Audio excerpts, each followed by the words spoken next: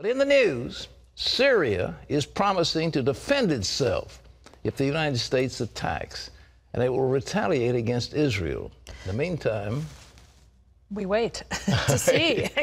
Those warnings come as President Obama considers just what kind of strike the United States and its allies may launch against Syria. Charlene Israel has the story. The U.S. Secretary of State says there is undeniable evidence chemical weapons were used. With our own eyes, we have all of us become witnesses. Witnesses to the slaughter of civilians, women and children, by some of the world's most heinous weapons. This is about the large-scale, indiscriminate use of weapons that the civilized world long ago decided must never be used at all, a conviction shared even by countries that agree on little else. Military action by the U.S. and its allies appears imminent. The Obama administration is reaching out to congressional leaders, an action House Speaker John Boehner said must be taken before the U.S. becomes militarily involved in Syria. Russia, an ally of the Assad regime, is warning the U.S. against such a move, and Syrian officials are issuing a warning of their own. They say if the U.S. attacks, Israel will pay. In a statement Monday, a senior Syrian official said, quote, "We have strategic weapons and we're capable of responding. Normally, the strategic weapons are aimed at Israel." President Obama has not decided on military action, but military experts say an attack involving sea-launched cruise missiles is most likely.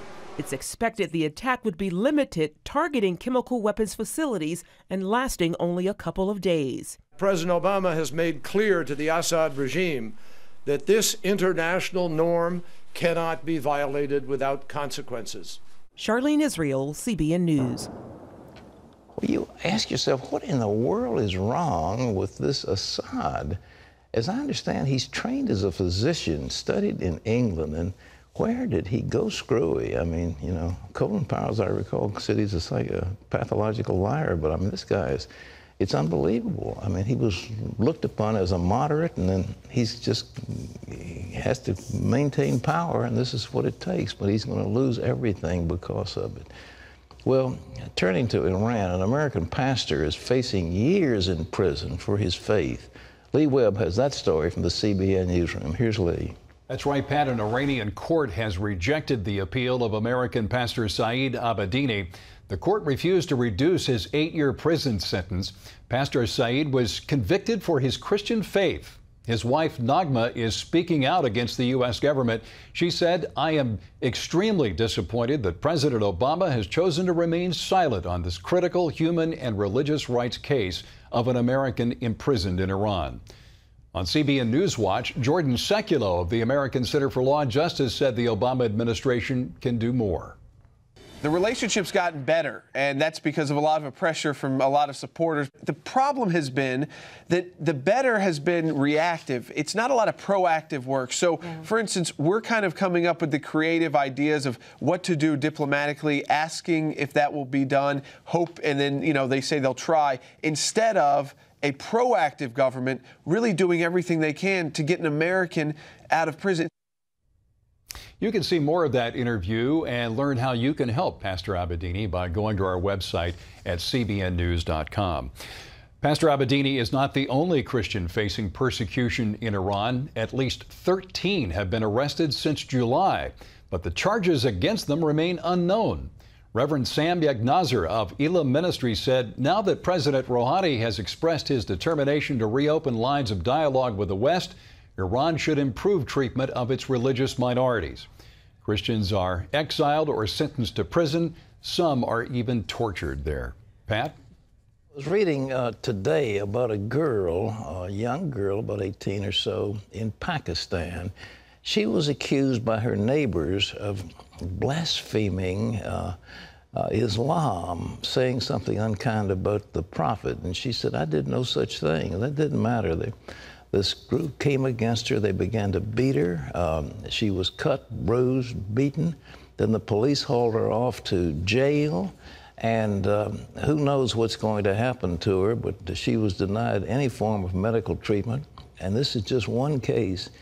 Islam, ladies and gentlemen, is the enemy of Christianity. It is the enemy of democracy. Pat, the state of Iowa may restrict so-called webcam abortions. Supporters say they provide necessary medical care to rural areas in Iowa, but opponents argue they do more harm than good. Now the Iowa Board of Medicine is taking a closer look, and David Brody has that story from Des Moines. Iowa was the first state in the country to use telemedicine abortions. Currently, a woman can walk into a clinic, sit in front of a camera, and consult with a doctor. He will push a remote control button, and then a drawer will pop open where the girl is, and the girl will be instructed to take out 2 bottles of pills. The woman takes the first set of pills while she's at the clinic, and then the next set is taken at home over the next 24 through 48 hours. Throughout the whole telemedicine or webcam abortion process, the patient never once has to be in the same room as a doctor. But that soon may change. The state of Iowa's Board of Medicine is intended to place into rule that they will no longer administer the abortion pills telemedically without a doctor present. And the reason for that is because of the increased risk it has on the woman. 14 members of the medical community and more than 20,000 Iowans petitioned the state board asking for a change in the rules when it comes to webcam abortions. If it happens, Iowa wouldn't be the first state to restrict the use of the procedure. 11 other states already require that a doctor be present while a chemical abortion of this kind is performed. The argument against these telemedicine abortions in places like Iowa has been that, for the most part, if you're in big cities like Des Moines, you don't really need them. However, if you're in rural areas in a place like Iowa, that's a much different story. Telemedicine in general can be very helpful to be able to, help and consult a woman over video from a rural community can be very helpful. But it's just not a standard of practice. And when a procedure like an abortion is involved in long-distance medicine over the internet, problems can come up. Because when you go to a doctor and you have questions, yes, they say that they have somebody on call for that, but I receive phone calls on a regular basis complaining of bleeding and they don't know if it's too much, pain, just different side effects from the abortion. Planned Parenthood of the Heartland has performed about 3,000 webcam abortions since 2008. They say the push to end the practice is nothing more than a political game. In an editorial in the Des Moines Register, the group's president wrote, quote, "Decisions on medicine should be based on science, facts, and sound evidence, not on opinions or beliefs.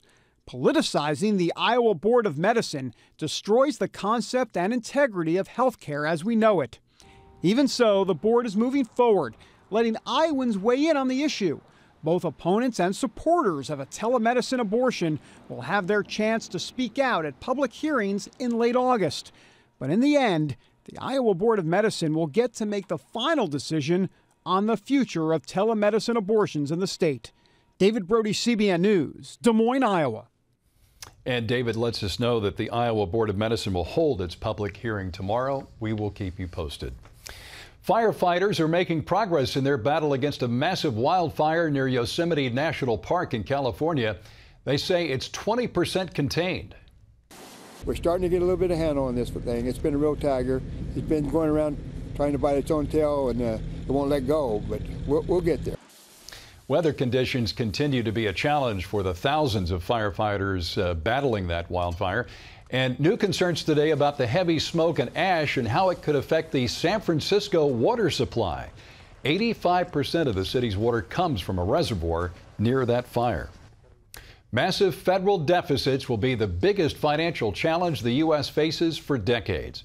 That's the finding from a survey by the National Association for Business Economics.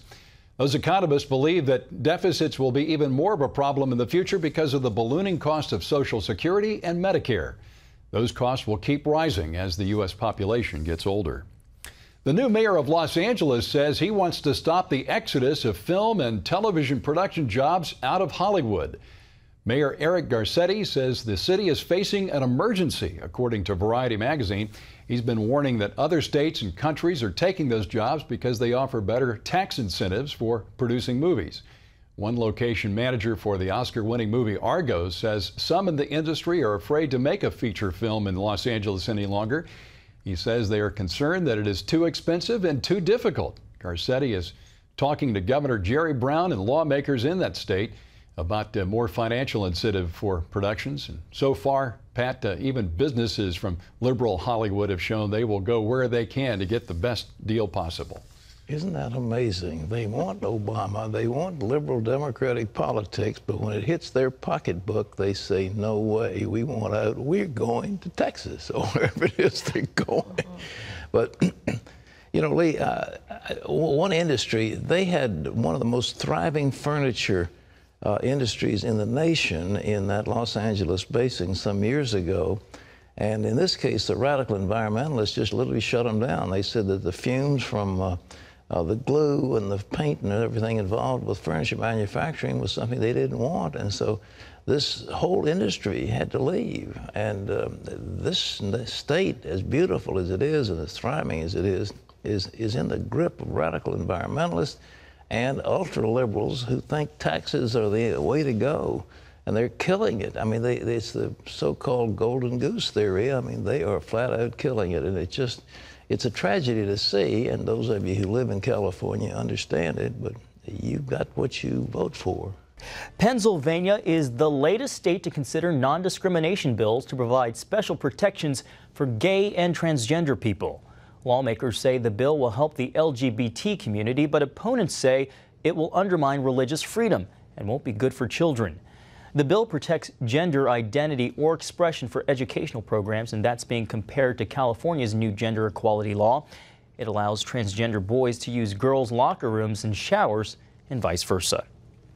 A Christian legal group is challenging the New Jersey law that bans conversion therapy for minors struggling with homosexuality. The measure was signed into law last week by Governor Chris Christie. He said he was approving the ban because mental health groups think conversion therapy could be harmful to young people. But Liberty Counsel says the law violates the constitutional rights of therapists by blocking them from giving their patients a choice. The group also argues that the law ignores cases in which people have successfully turned away from homosexuality. Well, you can always get the latest from CBN News by going to our website at cbnnews.com.